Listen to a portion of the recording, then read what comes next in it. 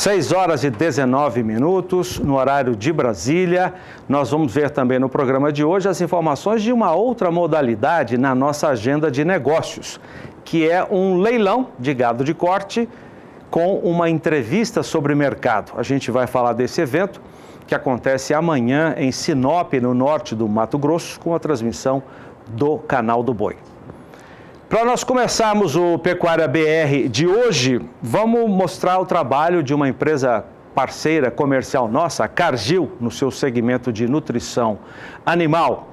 A parceria começou em dezembro do ano passado e o objetivo nosso aqui, Pecuária BR e demais programas do Canal do Boi, é mostrar o trabalho de técnicos que aplicam produtos, serviços, tecnologia oferecidos pela empresa. Veja com o repórter Daniel de Paula. Você viaja mais uma vez com o SBA para conhecer um pouquinho mais sobre a influência da tecnologia na produtividade em pecuária. Viemos até a Fazenda Dourada, aqui em Aquidauana, para provar para você a importância de investir corretamente para ter ganhos em pecuária. Região do Taboco, afluente do rio Aquidauana, na transição da Serra de Maracaju para o Pantanal, onde a fauna vasta e exuberante. E a flora, onde predominam aroeira, jatobá e angico, é onde a equipe da fazenda desenvolve um rebanho Nelore e de cruzamento industrial que prioriza o que a pecuária mais pede: produtividade, aproveitamento de uma área que, aliás, é bem manejada pela equipe.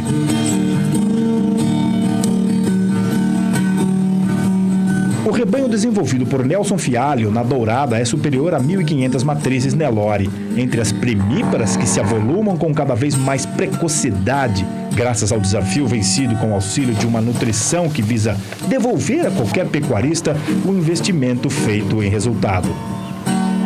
Uma dessas ferramentas utilizadas aqui é a inclusão do rebanho há 2 anos na companhia de melhoramento. O segundo é a nutrição, item fundamental para potencializar componentes como sanidade e genética, formadores do tripé que define uma pecuária bem feita. E é o Renato Macedo, coordenador técnico e comercial da Nutron, a divisão de nutrição animal da Cargill, parceira do SBA, quem se encarrega de fazer esse approach, essa prestação, esse relacionamento com o mercado de pecuária que precisa de tecnologia. E é legal ver que toda essa ciência que vocês têm em cada um desses produtos, Renato, precisa ter uma aplicação muito correta para que tenha o resultado que você quer que o seu cliente tenha, né? Sem dúvida. O grande diferencial das empresas de sucesso são as empresas que não vendem esse produto. Elas têm o produto, mas elas prestam um bom serviço, elas estão próximas dos seus parceiros, orientam da melhor forma de usar, nas melhores categorias, nas melhores épocas, as formas mais econômicas e eficientes. Mais do que um consultor, o responsável da Cargill se torna praticamente um membro da equipe da fazenda, quando ajuda a definir as manchetes econômicas que serão buscadas na criação. No caso da Dourada, a precocidade sexual. E a nossa busca vai ser incessantemente, entre todos os índices zootécnicos que são realmente relevantes economicamente, um deles, que nós vamos buscar muito, vai ser a precocidade sexual. E reforçando, precocidade sexual sem nutrição adequada não existe. A relação custo-benefício aqui é bastante satisfatória, como se observa nessas novilhas prontas para iniciar a vida reprodutiva. Ou nessas fêmeas jovens extremamente bem paridas, com crias que também se beneficiam dessa tecnologia numa recria eficiente, seguindo recomendações de uso de produtos destinados a diferentes épocas do ano e categorias, como a dos touros também jovens e muito bem avaliados, adquiridos de importantes fontes genéticas para repassar as fêmeas que escaparam, por exemplo, dos 89% de índice de prenhez na IATF, como na primeira safra, ano passado. Eu não estou falando em suplementar com ração em grandes volumes o rebanho pleno. Eu estou falando pontualmente, cada categoria, trabalhar com a sua indicação adequada. E no caso desse desafio de animais que estão em crescimento, que tem uma resposta de conversão alimentar muito alta, que tem um custo muito mais baixo por pesarem menos, esses animais representam no bojo um resultado financeiro do projeto muito importante. Nessa fazenda, onde nós trabalhamos com a parte de reprodução, ou seja, de proliferação, de produção de bezerros, nós temos um foco muito grande, evidentemente, das nossas vacas, trabalhando com o que a Cargill tem de mais moderno em desenho de suplementação nutricional para essa categoria de vacas, que é o nosso ProBeef Pasto Bom Reprodução, um produto moderno, um produto aditivado, um produto com minerais orgânicos, ou seja, um produto que dá uma garantia de bons resultados de fertilidade e de boa formação de um bom feto, de um bom bezerro que vai ser gerado nessa estação de reprodução. Nesse período que antecede a estação de reprodução, a gente trabalha com produto com proteico energético 0,3%, que é o quê? Um produto para se consumir 3 gramas por quilo de peso vivo, que é o ProBeef Primer, para que a gente consiga a melhor condição corporal possível para essas novilhas e que elas tenham o melhor resultado possível na estação seguinte, nessa estação, na primeira estação delas, que é agora que elas vão ser expostas à IATF. Renato, essa é a missão da Cargill, né? Até porque nós estamos falando de uma marca que está aqui estampada no seu bolso. Essa chancela é importante, né? Como que uma empresa duraria por 150 anos, né? Sem nenhum problema em parte nenhuma do planeta e sendo respeitada e admirada nos 4 cantos do mundo. O nosso produto ser de excelência é nossa obrigação básica. Se nós estamos trabalhando com nutrição, nada mais lógico do que termos o melhor produto. Porém, não é só o produto. Nós temos uma equipe de campo, uma equipe de cientistas, uma equipe interna de altíssimo nível. E isso realmente faz a diferença nessa proximidade que nós, Cargill, temos com os nossos clientes. Daniel de Paula para o SBA. As pastagens vão ter uma boa semana para a sua formação ou o seu desenvolvimento. É que a previsão do tempo prevê chuva para grande parte do país. Juliana Rezende.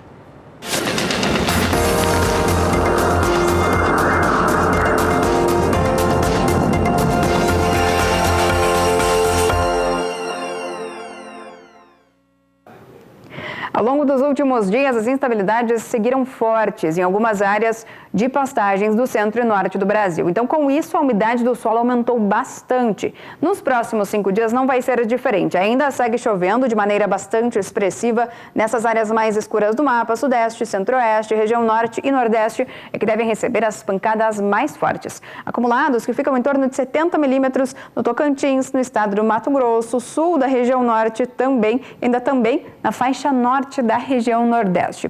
Conforme a chuva ainda segue com forte intensidade no centro e norte do Brasil, nas áreas mais ao sul as instabilidades ainda seguem de maneira fracas. E é o tempo mais seco que ainda segue predominando. No decorrer da segunda semana, essa chuva forte da metade norte já perde intensidade e as instabilidades migram aqui para as áreas mais ao sul. Então volta a chover com força entre o norte gaúcho até o Paraná, sul do Mato Grosso do Sul e também no estado de São Paulo. Aqui nessas áreas mais claras do mapa, predomínio de tempo seco e chuva fraca e isolada.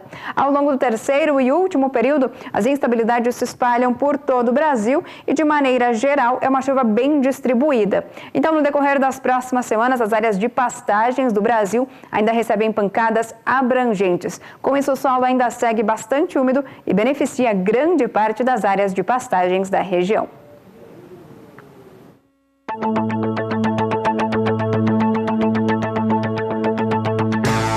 Pecuária de precisão é com o Feeder SC, o distribuidor de ração ou suplemento alimentar para semi-confinamento e gado a pasto da Casale.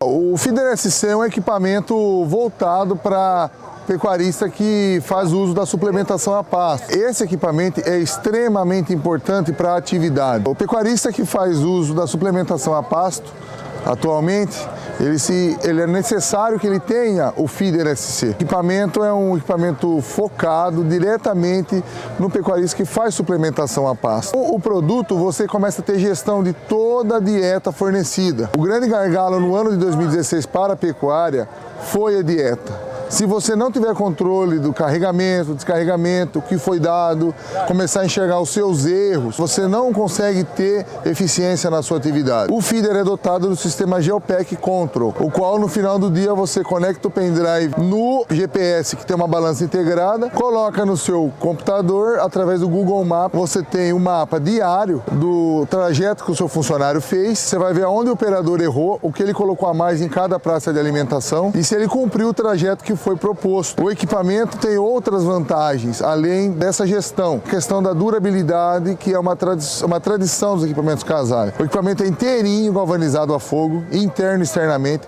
com revestimento inox e células de carga superdimensionadas. Isso daí para garantir a eficiência, durabilidade e longevidade do equipamento, sendo assim uma garantia de investimento e um investimento seguro para o produtor que adquire o equipamento. Você tem um ganho operacional e o ganho na economia, você deixa de ter desperdício. Isso aí vai te ajudar a agregar lucratividade para você ter eficiência na sua atividade de pecuária. A suplementação a pasto hoje veio para ficar. O Brasil é um país tropical, onde se tem facilidade de produção de forragem. O custo da terra está muito alto, então o pecuarista se faz necessário intensificar a sua atividade.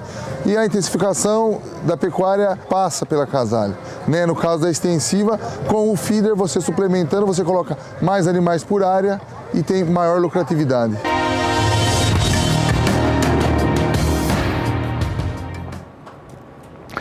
Daqui a pouco você vai conferir conosco alguns momentos da mesa redonda exibida ontem à noite aqui no Pecuária BR sobre Fundo Rural. E ainda as informações do Boi em Pauta. Amanhã, direto de Sinop, você tem uma entrevista sobre mercado, informações para o seu negócio e logo após, leilão de gado de corte. A gente volta já.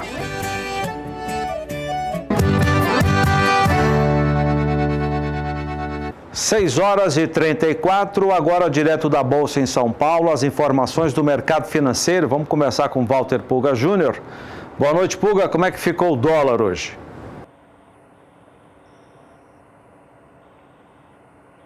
Olha, Zaidan, o dólar tem como característica, nesta semana, nós vimos ontem, grande volatilidade. Isso ocorre também com papéis das principais bolsas do mundo. Nós tivemos uma derrocada nas bolsas, oscilação, o dólar subiu muito, mas agora há pouco chegou a recuar e recuar bastante. No encerramento dos negócios, teve em baixa no encerramento dos negócios frente ao real, mas não era uma baixa tão acentuada não. Você acompanha comigo agora, fechamento dos negócios?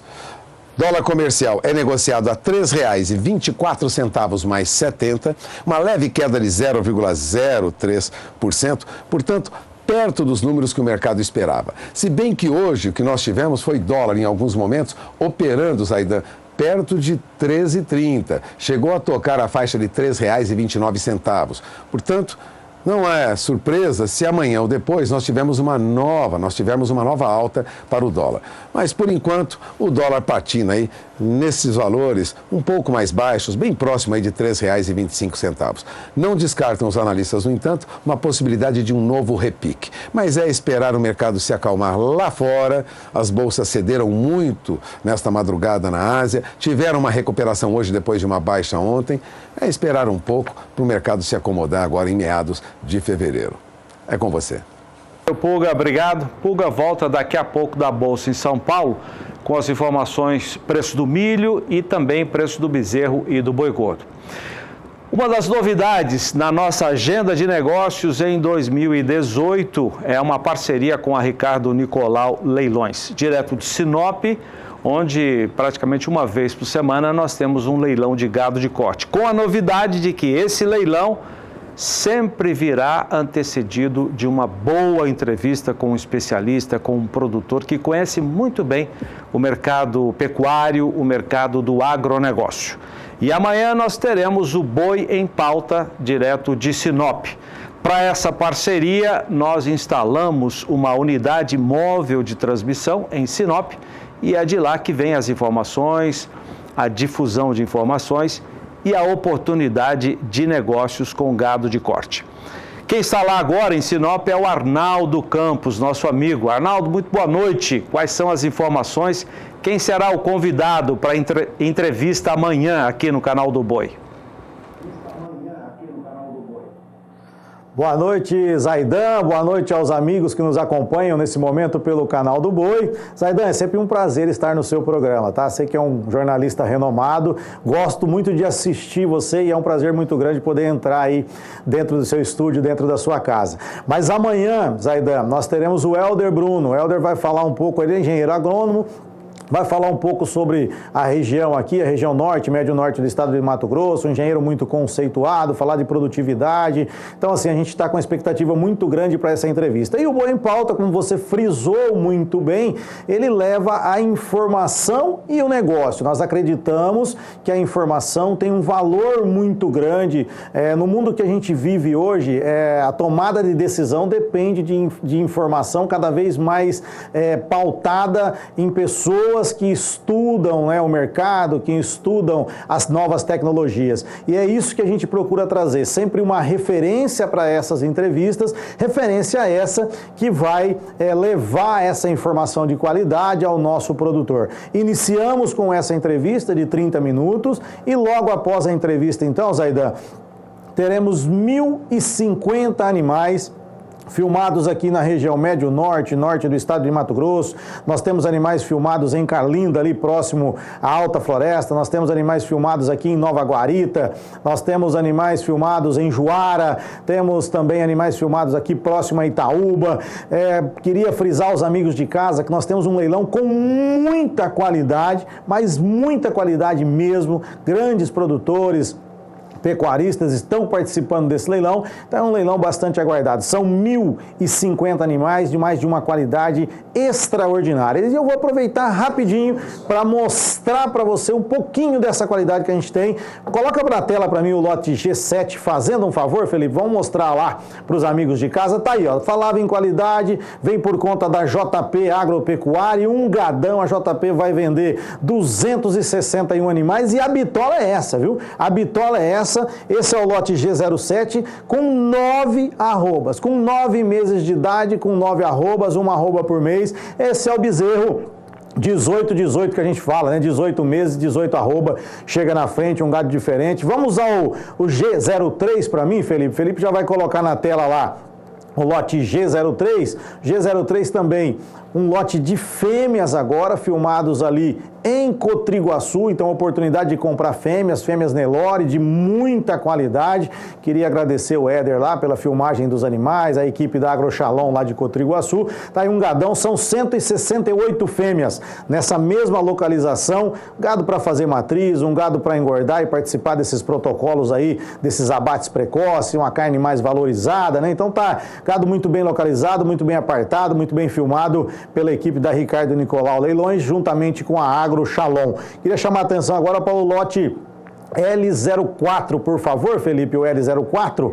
Vamos colocar na L03, isso? L03, coloca na tela para mim lá, o que tiver no jeito aí pode mandar, vamos mostrar ali a oferta da Fazenda Pedrinha, vamos botar, isso, L03 já está na tela ali, 76 machos agora, de 251 quilos, e esse é um gado assim, eu chamo a atenção do amigo de casa, ele é um gado que está escorrido, é um gado que tem compensatório evidente, é um gado de criador, gado de uma marca só, seu Jorge Siqueira muito caprichoso, uma fazenda muito boa, muito ajeitada, e o seu Jorge um caboclo ajeitado, uma barbaridade, coloca 201 bezerros e garrotes nessa bitola aí. Bom, é isso, Zaidan. Um pouquinho das ofertas que nós teremos amanhã, são 1.050 animais, como eu já havia dito no começo da nossa transmissão, e os amigos de casa fiquem atentos. Amanhã, às 20h30, horário de Brasília, nós estaremos aqui com a nossa entrevista e logo após a entrevista iniciaremos o nosso leilão. Obrigado, Zaidan, um abraço. Obrigado a você, Arnaldo, sucesso aí, até amanhã. Esse é o Arnaldo Campos, leiloeiro, falando do Boi em Pauta, uma novidade na nossa agenda de negócios em 2018. Em entrevista, ele já disse que é um engenheiro agrônomo que conhece muito bem o mercado e colado nessa conversa a oferta que você acompanhou no aperitivo aqui conosco. O Pecuária BR exibiu ontem à noite uma mesa redonda, você viu ao vivo conosco, sobre o Fundo Rural. O produtor sabe que ele tem até o dia 28 agora de fevereiro, tem até uma conversa que foi apresentada ontem para prorrogar esse prazo, 28 de fevereiro, para aderir. Primeiro, aceitar que tem uma dívida e depois aderir ao refinanciamento, que prevê o pagamento de 2,5% da dívida total, que é retroativa, mais o restante dividido em mais de 180 parcelas. Muita gente, isso nós mostramos ontem também nessa mesa redonda com o presidente da Acrisul, acredita que o produtor não tem dívida nenhuma, que não tem que aceitar, que vai protestar, que vai à justiça contra primeiro a dívida e depois a renegociação consequentemente. Foi mais ou menos essa conversa que nós tivemos aqui, causou uma repercussão muito grande em todo o país, porque o assunto preocupa e chama a atenção de todos os produtores rurais.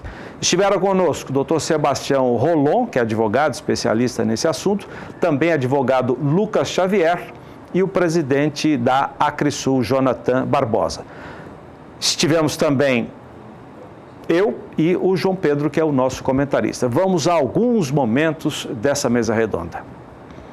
Com uma situação nessa lei 13.606, que foi colocado lá um artigo 25 lá, foi enxertado um artigo que diz sobre a indisponibilidade de bens. Esse artigo... É o que está preocupando mais? É o bloqueio? Ele preocupa bem, mas não é só a classe produtora. Esse é um artigo que é aplicável a toda e qualquer situação, ao comerciante, ao prestador de serviço, que está devendo hoje para o fisco federal, a priori no primeiro momento só o federal, os estados e os municípios ainda não copiaram tal norma, ele pode vir a ter administrativamente a indisponibilidade dos seus bens. Isso não é uma penhora, é indisponível, você não pode vender até que se resolva aquela situação. Isso causa, sem dúvida alguma, inúmero de sabores a quem é produtor, também a quem é comerciante, a quem é prestador de serviço. E foi colocado dentro dessa lei que trata do PRR. Eu achei uma situação, até falei isso com a deputada, falei, deputada, mas me parece até ofensivo, num mesmo projeto de lei que diz, senhores produtores, confessem a sua dívida, no mesmo texto você encontra um artigo que fala, olha, se você for devedor, você pode ter seus bens indisponíveis. E veja, o produtor rural, quase sempre, em regra, tem patrimônio, tem fazenda, tem seu próprio patrimônio para trabalhar. Produtor nenhum deve coisa alguma. No caso da carne, depositário fiel, os frigoríficos. O que está acontecendo é uma pegadinha para ver se o produtor se declara, assumindo o que não é dele. A Receita Federal, ela tem que notificar os frigoríficos. Eles seriam os devedores. Nunca um produtor rural. E se ele não deve, como é que ele vai pagar multa? Também nós vamos recorrer disso. Sei que a deputada está falando que já é alguma coisa, 2,5% e não sei o quê. Pegadinha nenhuma a Acrisul atende. Nós estamos cansados de pagar impostos. Fundo Rural tem outra coisa, é para atender previdência rural. Qualquer empregado rural já atende com o seu patrão aquilo que lhe cabe a cota à parte. Porque em folha de pagamento se desconta a previdência. Então você está fazendo uma bitributação. Você quer receber na folha e quer receber nas mercadorias que você produz. O governo tem que escolher. É de um jeito ou do outro. Se ele quer pelas mercadorias, na folha não pode estar, não pode se cobrar. Porque tudo, Zaidan, é para a previdência rural. E eu gostaria de dizer ao doutor Jonathan que ele está coberto de razão. Como representante de entidade de classe, doutor Jonathan, e aqui não discordo do senhor. Para mim, o produtor rural não deveria nada. Isso seria uma briga da União, com que a gente não discorda aqui, mas como técnico, eu não posso falar isso sob pena de responsabilidade pessoal. Eu estou dizendo para cada produtor rural procurar seu advogado de confiança, procurar seu contador de confiança, fazer esse levantamento e com muita muita calma. Não há aqui nenhuma mensagem para corra e faça uma adesão a esse refis. Com muita calma analisar. Porque há um receio dentro do próprio sindicato, no momento da orientação, de falar para que cada produtor rural levante o seu passivo, se informe se para a pessoa que vendeu houve essa retenção posterior ou não.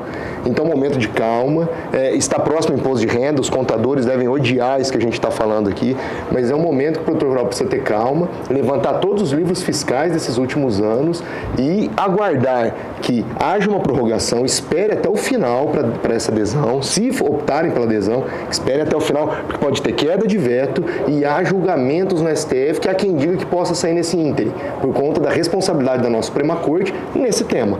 A inconstitucionalidade poderá ser decidida novamente? Eu acho que com relação à constitucionalidade é muito difícil.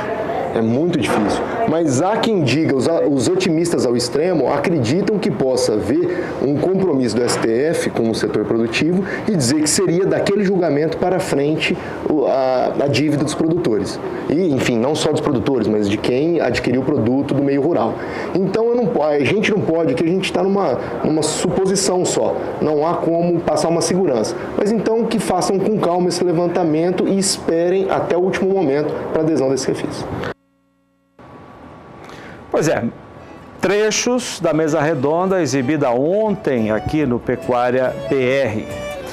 Depois do intervalo comercial, vou estar aqui com o João Pedro para falarmos sobre um velho problema, volta a se repetir sempre nessa época do ano, o estrangulamento da rodovia BR-163 na parte norte do país, uma das mais importantes para o escoamento da nossa safra de grãos. Até já!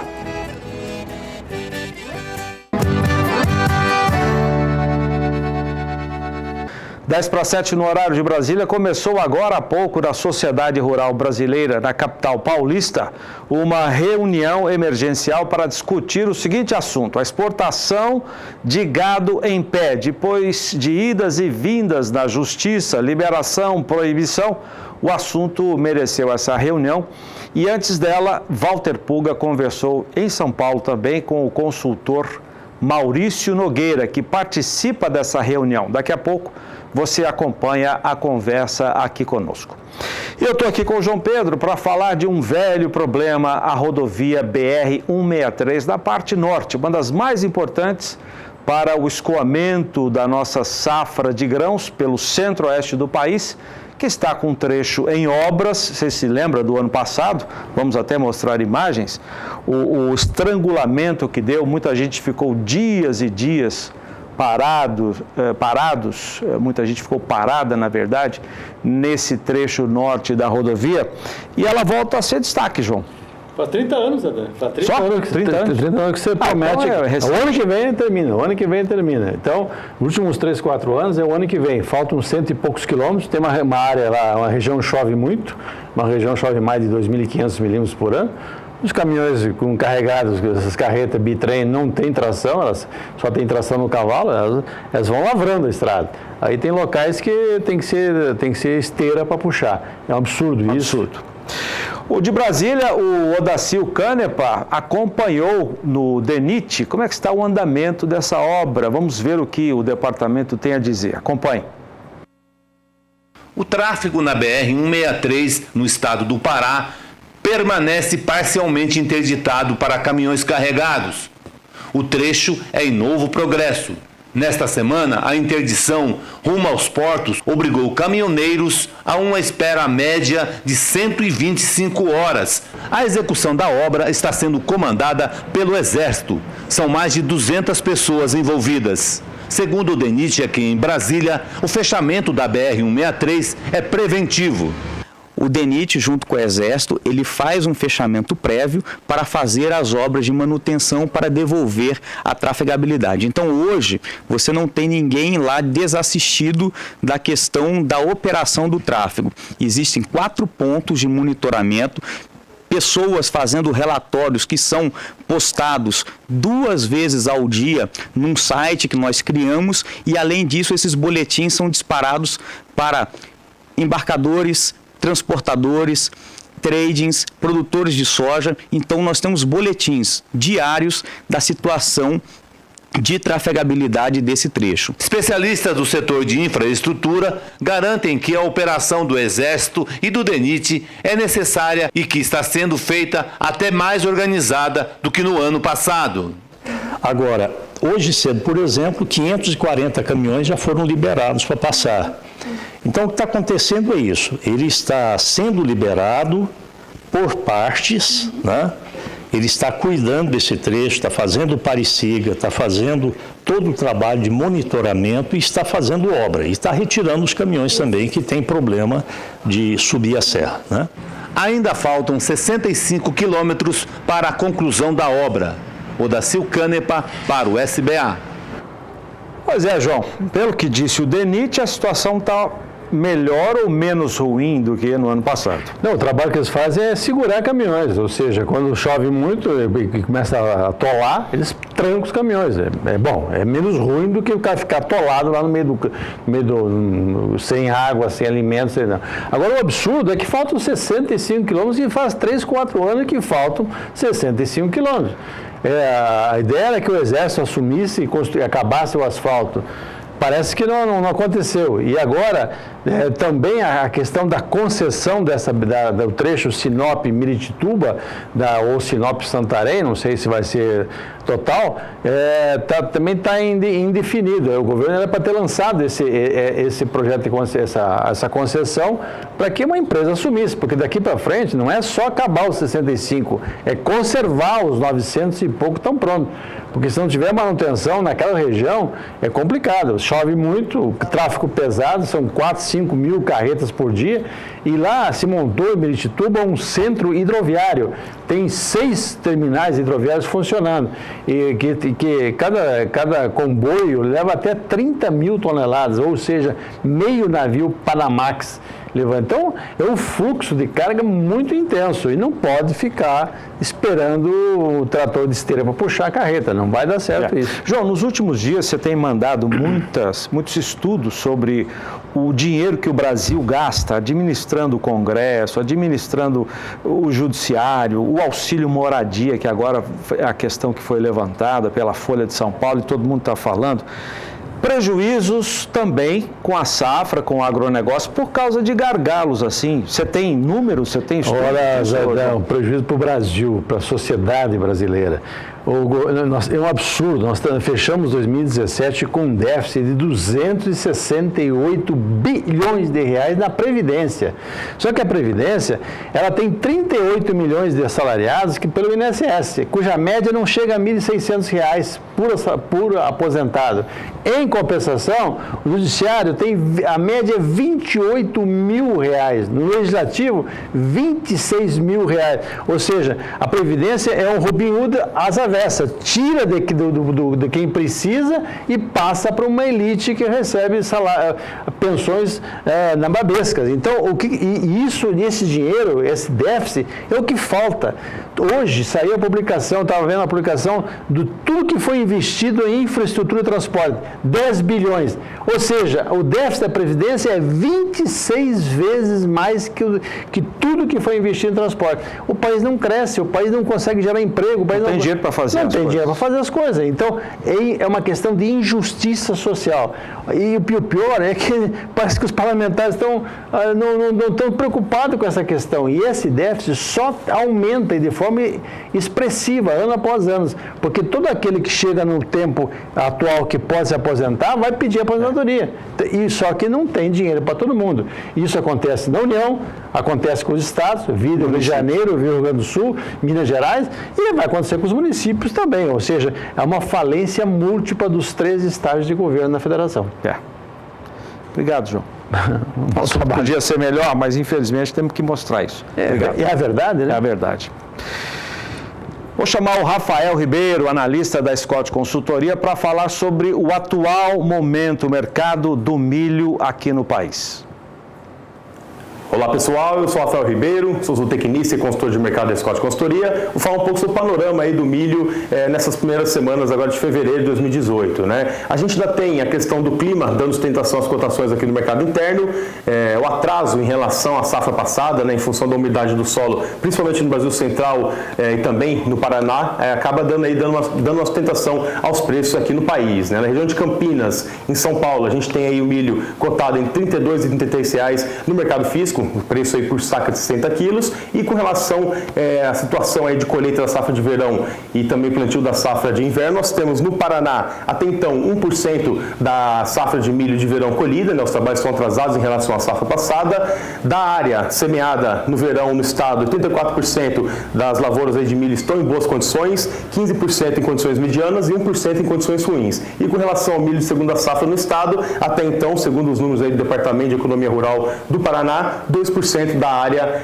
foi semeada até o dia 5 de fevereiro. Né? No Mato Grosso, o atraso é um pouco maior, nós temos aí condições de chuva que nós vimos nas últimas semanas também prejudicando o andamento dos trabalhos aí de semeadura, de colheita da soja de verão e, consequentemente, também de semeadura de plantio do milho de segunda safra. No estado, no Mato Grosso, 16,3% do milho de segunda safra foi semeado até então, frente aos 26,7% semeados no mesmo período da safra passada. Então, bastante atrasado também em relação à safra 16-17, e esse fator deverá continuar em curto prazo com a previsão de chuva, tanto no Brasil Central como também as chuvas voltando aí ao Paraná, o que deve manter esse ritmo aí, pelo menos em curto prazo mais lento, e com isso também mantendo o mercado do milho sustentado. A partir do momento que a colheita ganhar ritmo, ganhar força no país, a gente deve ter sim uma pressão de baixa maior em função da safra, em função da maior disponibilidade no mercado interno com a colheita, com o avanço dos trabalhos. Por hoje é isso aí, eu sou Rafael Ribeiro, sou zootecnista e consultor de mercado da Scott Consultoria. Um abraço e até a próxima.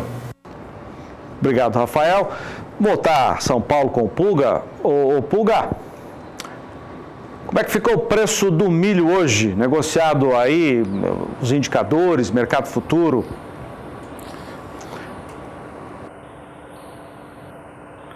Olha, como disse agora há pouco o consultor da Scott Consultoria, o que nós temos, Aidan, é milho com preço sustentado. Já se fala aqui e já se viu negócios no mercado futuro na faixa de R$ 34 a saca. Você acompanha comigo agora os últimos dados que nós temos, começando pelo indicador do CPEA. Veja, milho, segundo o CPEA, na região de Campinas, já é negociado a R$ 33,42 a saca. Veja que milho partiu no final de janeiro daquela faixa de 32,70, já subiu no primeiro dia de fevereiro para 32,84, foi a 33,20, oscilou um pouquinho ontem, mas já retoma a trajetória de alta de novo. Ou seja, a R$ 33,42 a saca ganha pelo menos 32 centavos em média por saca na região de Campinas, segundo o CPEA, entre ontem e hoje. E a perspectiva é de preços sustentados também em outros mercados, né? Não só na região de Campinas, onde o CPEA faz o levantamento, mas em outras regiões também. Veja, por exemplo, o que o mercado futuro sinaliza nos preços do milho. Você acompanha comigo agora, mercado de milho aqui na BMF Bovespa, sinalizando vencimentos mais longos, hein? Para março, maio e julho. Olha, o contrato de março hoje subiu no ajuste da Bolsa para R$ 33,72. Agora cedeu um pouquinho, mas R$ 33,70 a saca. Isso para março. O milho para maio foi a R$ 33,33, subiu também e já é negociado aqui agora a R$ 33,35 a saca. Por volta das 18 horas, o mercado fechava com os últimos negócios nesse valor. O contrato de setembro, que é o mais negociado, né, recuou. Estava na faixa de 32,14, caiu para 32,97, agora recua mais um pouco, 31,92. Mas pelo menos no curto prazo, o que o mercado sinaliza é preços em alta para o milho, encarecendo quem trabalha com suíno e com frango. Falando em suíno e frango, nós tivemos aí na região de Santa Catarina preço de suíno em queda, viu? Em queda hoje de mais de 1,20%. Enquanto o milho mantém preço alto, suíno perde preço. Você acompanha comigo agora, veja, suíno vivo, segundo o CPEA, tendo como referência a região de Santa Catarina, grande produtora de suíno, R$ 3,32 no final de janeiro, no último dia de janeiro, manteve 1º de fevereiro, manteve até dia 2 de fevereiro, mas já começou trajetória de baixa. Caiu ontem para R$ 3,31 por quilo vivo e agora cai mais, cai para R$ 3,27 por quilo vivo. E o que ocorre com o frango? Com o frango não é muito diferente não. Também tivemos movimento de baixa, o CPEA constatava isso no interior de São Paulo, região de Descalvado, São José do Rio Preto. Veja, segundo o CPEA, R$ 3,39 por quilo. Eu falo de frango congelado, né? Reais por quilo na região de São Paulo. Veja que tanto suíno como frango tendem a uma trajetória de baixa e isso vai influenciar também outros produtos que são comercializados, proteína animal, como o boi gordo. Então o que nós temos é a expectativa de uma alta para boi gordo. Nós veremos já já os preços do boi gordo que são negociados no interior de São Paulo. Você terá detalhes sobre isso. Mas veja, frango e suíno já vem em queda e o milho vem em alta. O produtor deve ficar de olho na informação, porque agora é preciso ficar muito atento aos custos de produção, Zaidan. Daqui a pouco eu volto, nós vamos falar de bezerro e de boi gordo. É com você. Já então, obrigado, Puga. Acompanhe agora a cotação em todo o país.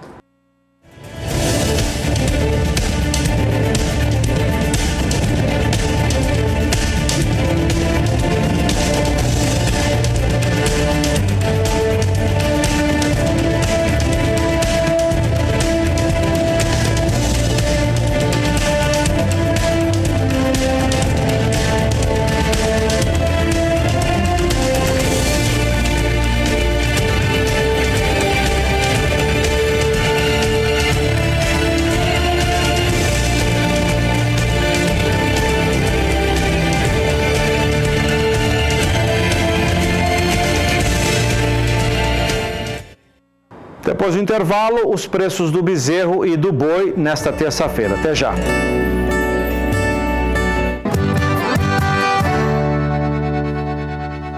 Sete horas e 8 minutos no horário de Brasília. Começou agora há pouco na Sociedade Rural Brasileira, em São Paulo, uma reunião convocada de emergência para discutir o seguinte assunto: a exportação brasileira de animais vivos, ou a exportação de boi em pé, como muita gente diz.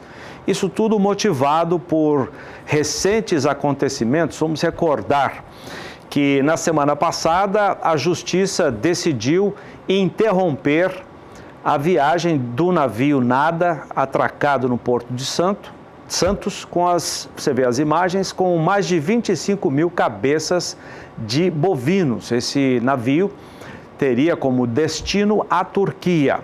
No domingo à noite, uma liminar da 25ª Vara Civil de São Paulo suspendeu essa liminar e autorizou o embarque imediato dessas 25 mil cabeças, navio em direção à Turquia. Mas o assunto não está resolvido, porque ontem uma outra liminar acabou autorizando para todo o país a exportação de gado em pé. Mas o assunto não morre. Ontem mesmo, um deputado do PSDB do estado de São Paulo, ele é ambientalista, anunciou em rede social que protocolou na Câmara dos Deputados um projeto de lei que veda a exportação de gado vivo para transporte marítimo para toda a finalidade e sob qualquer pretexto. Então, a reunião foi convocada de maneira emergencial para discutir e debater esse assunto, que é muito importante para a economia do agronegócio e para a economia brasileira também. A reunião deve contar, pelo menos do convite, estava anunciada a presença do secretário de Agricultura do Estado de São Paulo, o Arnaldo Jardim. Pouco antes da reunião, Walter Puga recebeu na Bolsa em São Paulo o consultor Maurício Nogueira, que falou sobre esses assuntos. Vamos acompanhar a conversa. Maurício, vocês terão daqui a pouco na Sociedade Rural Brasileira uma reunião muito importante de pecuaristas, consultores da área de pecuária, por conta desse imbróglio com o embarque de animais vivos. A decisão da Justiça Federal de liberar todos os portos para exportação de animais ainda não trouxe uma segurança para o setor?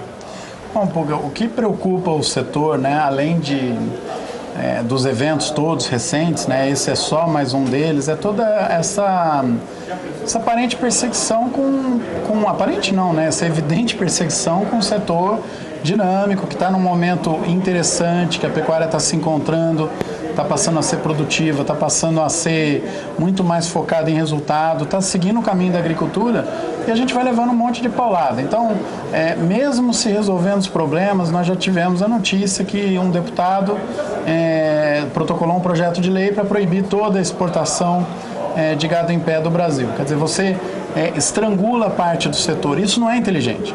Né? Embora alguns argumentem que o ideal é vender carne, o ideal é vender carne, mas você vende o que o mercado quiser comprar.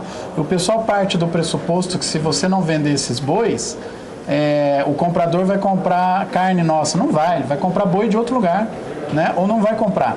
Então, o importante é a gente fortalecer a indústria, a cadeia produtiva brasileira, para a gente exportar carne, podendo pagar o preço de mercado que levaria esse animal para fora, né? E é muito pouco boi em relação ao total que a gente vende vivo, né? Como exportação de gado em pé, que é o jeito que a gente Agora, fala. essa proposta do deputado Ricardo Trípoli, você citou agora, é o projeto de lei 9464/18. Ele apresentou agora. Ele propõe a proibição de exportação de animal vivo por qualquer porto brasileiro, né? Por qualquer porto, né? Quer erradicar esse tipo de negócio, quer dizer... são os representantes públicos trabalhando contra o setor público. Esse é o problema, na minha opinião, do Brasil. E todo esse desfecho dos últimos dias, de um juiz mandar descarregar um caminhão, ele não tem noção do impacto que é isso, descarregar um navio, né? Ele não tem noção do rolo, do prejuízo, da dificuldade. E do tanto de mal que provocaria para os próprios animais, né? Ele não tem ideia de como funciona. Então, um grande problema que a gente tem no Brasil é uma certa casta com poder e que ele nunca é responsabilizado pela caneta quando ela é aplicada de forma irresponsável. Então, ele podia ter feito isso de várias formas, todos os envolvidos seguiram essas ONGs que nunca apresentam um dado concreto sequer que prove que eles estão certos. Eles trabalham em cima de ideologia, de fantasia, de preconceitos, muito barulho, muito auê e nada para mostrar. Sempre são informações confusas que já foram por várias vezes contrapostas, né, com dados concretos pela ciência. Mas mesmo assim o pessoal segue nessa linha. Vamos lembrar que no começo deste ano, Maurício Nogueira esteve conosco para tratar da segunda-feira sem carne. Uma lei que foi aprovada em São Paulo, na Assembleia Legislativa, que proibia o consumo de carne em órgãos públicos, portanto, escolas, hospitais. Hospitais ficaram fora, né? Mas escolas, creches, proibindo o consumo de carne às segundas-feiras, a chamada segunda sem carne. Maurício, considerando que no ano passado a pecuária já teve alguma dificuldade com problemas com o JBS, foi um primeiro semestre difícil no ano passado. Começamos 2018 com outros novos problemas para a pecuária? Novos problemas. E a maioria desses problemas são criados, né? Criados por irresponsabilidade, por várias... Volta antes até do problema da delação dos controladores do JBS, você teve a carne fraca, que foi, de certa forma, uma irresponsabilidade comunicativa, né? A investigação de corrupção que está certa, que tinha que ser feita, comunicada de uma forma como se parecesse fraude ou risco de segurança alimentar. Quer dizer, o setor está levando pancada dos órgãos públicos há muito tempo. E isso a gente não vê sentido, porque a hora que você pega, né, sempre que você estrangula ou a indústria, ou o produtor, ou a indústria de insumo, ou qualquer atividade que esteja ali produzindo, a produção ela é focada no lucro. Esse lucro sendo lícito, ele não tem problema nenhum. Se eu estrangular esse lucro, vai parar um monte de outras atividades cujo impacto é difícil de analisar. Em cima do estudo que a gente fez por encomenda da ABIEC, né, o que está sendo inclusive muito divulgado essa semana, a parte dele, a gente levantou que para cada R$1 de lucro nas fazendas e nos frigoríficos, move-se na economia R$26. Né? Se eu tirar esse R$1 de lucro, eu impactei R$26 na economia, que uma hora vai se ajustar, mas no primeiro momento é o impacto. E esse impacto é o quê? Desemprego, dívida, produtor geralmente pequeno, que depois não consegue se reerguer, um monte de causa aí que a gente vai criando. E a arrecadação menor do Estado, inclusive, né? O Estado arrecada menos também. É isso que não consegue entender, que a gente não consegue, ainda vai para a questão do fundo rural, que é outro problema agora. Né? Por mais irônico que pareça, Puga. Voltar ao fundo rural, a gente tende a derrubar a arrecadação. Vamos falar de leite agora. Um dos principais problemas apontados pela cadeia produtiva são as importações de lácteos dos nossos vizinhos aqui no Mercosul. Em dezembro do ano passado, houve uma queda muito pequena, mas houve, de acordo com dados do Ministério do Desenvolvimento, Indústria e Comércio Exterior. Em dezembro do ano passado, o Brasil importou 9 mil toneladas. Na comparação com novembro, também de 2017, o volume caiu 0,4%, enquanto que os gastos aumentaram 3%, com um total de 28.630.000 dólares.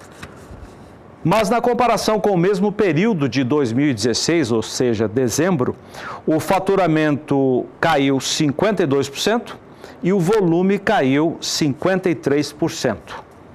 No acumulado de 2017, segundo o Ministério, o volume importado de produtos lácteos caiu 31%, comparado com 2016, totalizando 166 mil toneladas. Com relação aos gastos com as importações, a queda foi de perto de 15%. De acordo com a Scott Consultoria, as altas de preços no mercado internacional e o aumento da produção brasileira e, consequentemente, a queda de preços no mercado interno, associados à demanda interna que não foi boa, explicam essa redução no volume importado. Em janeiro agora deste ano, a média diária foi de quase 1,5 milhão de dólares em gastos com as importações de lácteos, na comparação com os 2.800.000 dólares de janeiro do ano passado, ou seja, uma queda de 48% na comparação de 12 meses. As exportações de lácteos pelo Brasil, segundo o Ministério, totalizaram 6 milhões, perto de 6,5 milhões de dólares em dezembro do ano passado. Na comparação com novembro, o faturamento caiu mais de 48%. O volume embarcado também diminuiu, passou de 4.300 toneladas em novembro do ano passado para 2.200 toneladas em dezembro, uma queda de quase 50%. No acumulado de 2017, as exportações brasileiras de produtos lácteos caíram em volume e faturamento. Em volume, 30% e em faturamento, 34,8% na comparação com 2016. O leite em pó, que é o principal produto exportado, teve queda de 41% no volume embarcado. A redução está atrelada à menor demanda pela Venezuela. Está enfrentando um sério problema econômico. Venezuela, que é o principal consumidor do produto brasileiro. A balança comercial brasileira de lácteos terminou o ano passado com um déficit de 443 milhões de dólares. O déficit diminuiu 8,5% na comparação com 2016. Segundo a Scott Consultoria, em princípio, a expectativa para este ano é a de que a importação de lácteos pelo Brasil deverá ficar próxima do registrado em 2017 e abaixo do volume importado em 2016. Conforme nós já mostramos nos últimos dias aqui no Pecuária BR, uma das mais importantes feiras agrícolas da Europa teve uma participação especial. Alguém que atuou como um repórter especial para o Canal do Boi. O deputado Evair de Mello, do PV do Espírito Santo, participou da feira como um dos representantes do Brasil. Lá estavam 33 países representados nessa feira, a Feira Agrícola de Verona, na Itália, que tem quase 120 anos de tradição. O Evair diariamente envia vídeos para nós, mostrando um pouquinho desse evento lá na Itália. Hoje ele mostra a participação final dele como nosso repórter especial. Vamos acompanhar. Bem, meus amigos do Canal do Boi de todo o Brasil, em especial, é claro, meus amigos do Espírito Santo. Estou aqui diante da Arena de Verona e hoje, domingo, dia 4, estamos encerrando a Feira Agrícola de Verona. Foi a sua 113ª edição. Uma semana de educação, uma semana de agroturismo, uma semana de agroindústria, pecuária de leite, pecuária de corte, máquinas e equipamento. A região do Vento da Itália mostrou sua força, a sua ciência, a tecnologia e a sua inovação. E nós estamos aqui buscando esse intercâmbio para que no mês de agosto possamos realizar pela primeira vez uma edição da Feira Agrícola na América Latina, no Brasil. Isso vai acontecer no estado do Espírito Santo. Foi uma semana de aprendizado e com certeza levaremos aqui do velho continente grande experiência para fomentar ainda mais a agroindústria, o agroturismo, a educação, a tecnologia e a agricultura do nosso Brasil pela Feira Agrícola que vai acontecer no mês de agosto, ainda nesse ano de 2018. Evair de Melo, diretamente de Verona para o Canal do Boi. Legal, essa foi a última participação do deputado Evair de Melo na feira, mas ele deixou vídeos inéditos que serão exibidos a partir de amanhã também aqui no Pecuária BR. Nos primeiros dias de 2018, o preço do boi gordo mantém-se muito pressionado, a gente tem mostrado aqui. Isso não acontece com o mercado de bois magros, o chamado mercado de reposição. É o que diz a analista da Scott Consultoria, a Isabela Camargo. Olá a todos. Assim como na semana anterior, o mercado de reposição ficou travado na última semana de janeiro de 2018.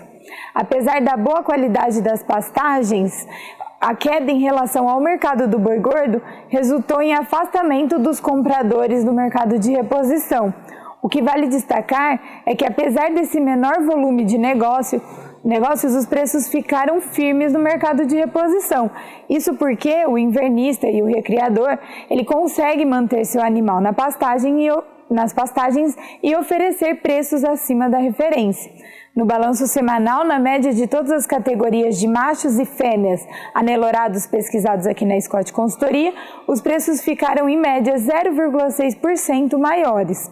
Assim, com a queda no mercado do boi gordo e os preços firmes no mercado de reposição, o recriador perdeu o poder de compra e o invernista também. Em São Paulo, em comparação a dezembro, eram necessárias 1,9% mais arrobas de boi gordo para a compra de um bezerro desmamado de 6 arrobas. Bom, por hoje é só. Eu sou Isabela Camargo, zootecnista e consultora de mercado da Scott Consultoria. Um abraço a todos e até a próxima. O custo de produção da arroba do boi gordo, custo pecuário, aumentou no Mato Grosso na comparação do quarto trimestre do ano passado em relação ao trimestre anterior. É o que mostra o relatório semanal do IMEA, o Instituto Mato Grossense de Economia Agropecuária. O custo de produção no sistema de cria apresentou uma elevação de 1% no custo operacional das propriedades em Mato Grosso, partindo de um gasto de R$ 110 arroba no terceiro trimestre do ano passado para R$ 111,22 no quarto trimestre.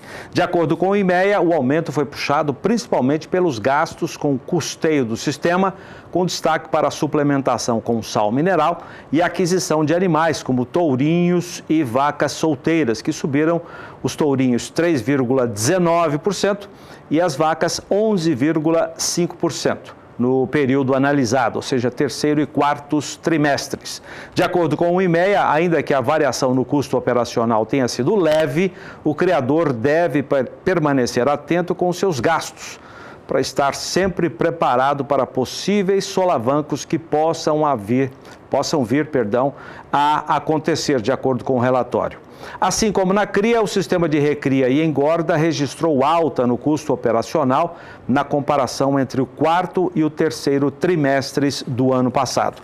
O aumento registrado foi de 1,32%, com o pecuarista que realiza a fase de terminação em sua propriedade, gastando em torno de R$ 121,08 para produzir uma arroba de boi gordo.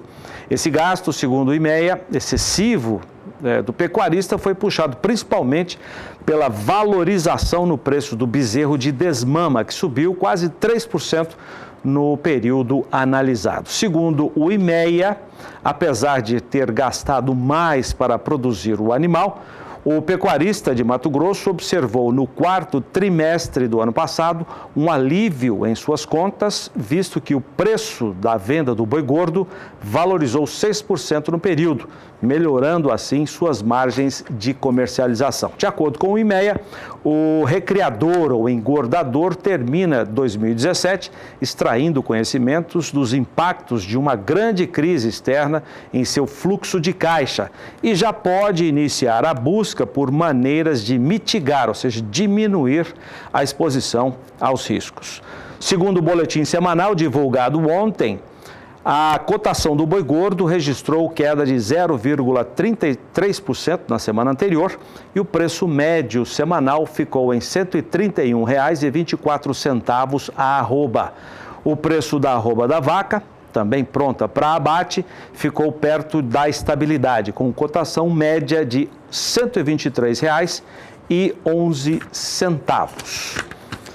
Ainda de acordo com o relatório, com a boa procura, o bezerro de 12 meses apresentou leve alta no seu preço de 0,46%, ficando cotado a R$ 1.189,53 por cabeça. Isso na semana passada, em Mato Grosso, vou repetir, R$ 1.189,53 por cabeça. Vamos saber agora como é que ficou o preço do bezerro hoje. Vamos voltar a São Paulo com o Pulga, que tem o indicador CPEA com essa média pesquisada em Mato Grosso do Sul. Pulga.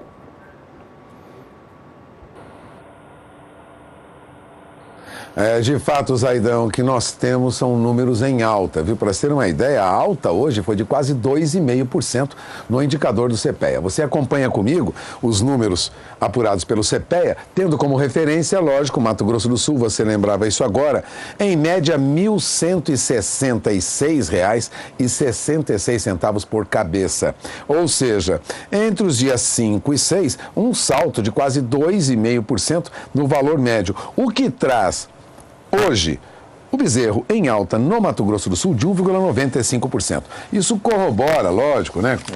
Confirma as análises divulgadas agora há pouco, né? Scott Consultoria e os números que nós temos apresentados pelo IMEA. Ou seja, há uma valorização, bezerro, portanto, também vem no movimento de alta. Agora, o que ocorre no mercado do boi gordo, Zaidan, é que em São Paulo os preços subiram hoje, mas não são todas as regiões que tiveram preço em alta para boi gordo. O levantamento de safras e mercado dá conta de que em São Paulo o boi gordo sobe para R$ 149,00 arroba. Estava na faixa de 147, 148, subiu para 149 hoje. Em Goiás, no entanto, o preço R$ 136,00 arroba. Estava a 138.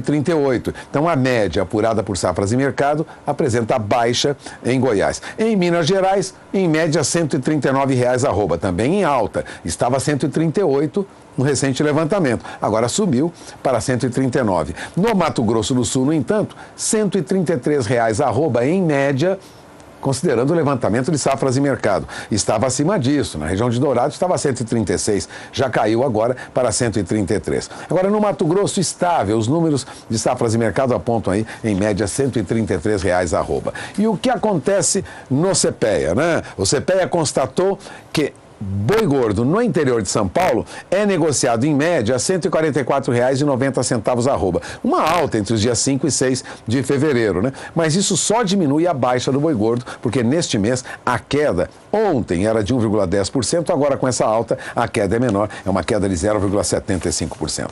Agora, boi gordo negociado no mercado futuro teve uma recuperação hoje. E você acompanha comigo agora, fechamento dos negócios no mercado.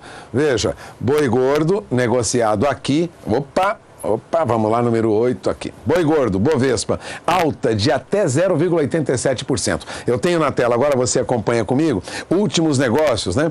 Boi gordo para fevereiro a 144,80, subiu hoje mais de 0,5%. Quando foi a 145,40, agora recuou de novo. Mesmo assim, valor mais alto agora do que nós tínhamos ontem. Contrato de março foi de 143,60 para 144,85. Agora, nos últimos negócios, recuou um pouquinho. Abril subiu para R$ 144,25 arroba. A coluna ajuste atual mostra o valor de ajuste do contrato futuro da Bolsa. Então você tem o fechamento da Bolsa. E na coluna últimos negócios feitos até agora há pouco. Agora repare que outubro, que é referência para o produtor que está de olho, para o pecuarista de olho em confinamento, voltou a subir. Depois de cair para R$ 150,65, subiu para R$ 150,95 arroba no ajuste da Bolsa. Repare que agora, nos últimos negócios, boi gordo para outubro já volta à faixa de R$ 151 arroba. E essas são as principais informações até este momento, Zaidan. Eu encerro aqui minha participação, lembrando que nós voltaremos amanhã, no mesmo horário, com informações sobre o fechamento do mercado aqui direto da B3, da Brasil Bolsa Balcão, em São Paulo. Agora eu retorno o sinal para Campo Grande, é com você. Valeu, Pulga, obrigado, bom descanso, até amanhã. Pecuária BR termina. Muito obrigado a você também pela audiência. Nós voltaremos amanhã às 6h15 no horário de Brasília, aqui pelo Canal do Boi. Agora, Renato Lapenta traz o Brasil Gourmet e depois tudo sobre a nossa agenda de leilões. Novidade em 2018. Amanhã tem boi com bula, o boi na bula, boi na pauta, que é entrevista seguida de leilão com a oferta de gado de corte. Tudo isso daqui a pouco com o Adriano e Dival no programa Na Batida do Martelo. Até amanhã.